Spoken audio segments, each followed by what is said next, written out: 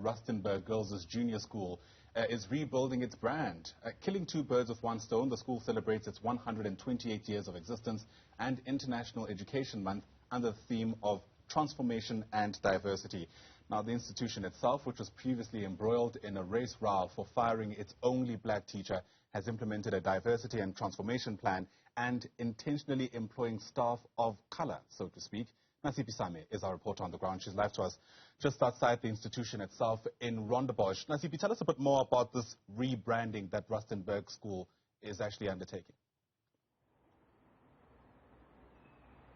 Well, and as you rightfully put it, following that race roar in 2018, where the school had fired its only black teacher, they did then employ a transformation and diversity consultant who then obviously had those recommendations.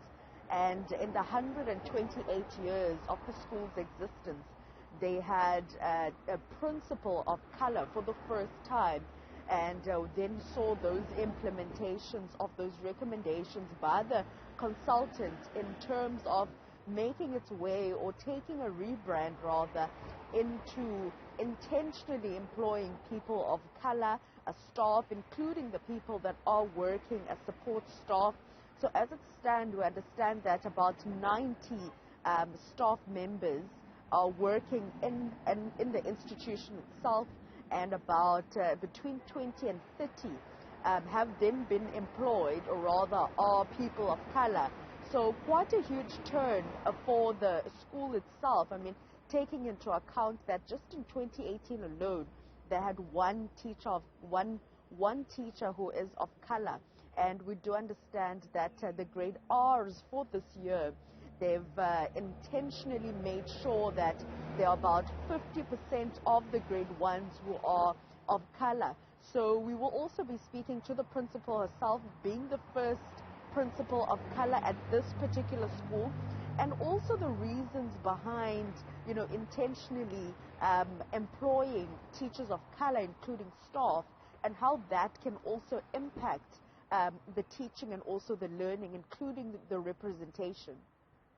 Nasiphi, part of the questions to be asked is having more black teachers in the school translating in a transformation of the culture of the school itself, because those are among the issues that were raised at the time when the institution was facing a backlash.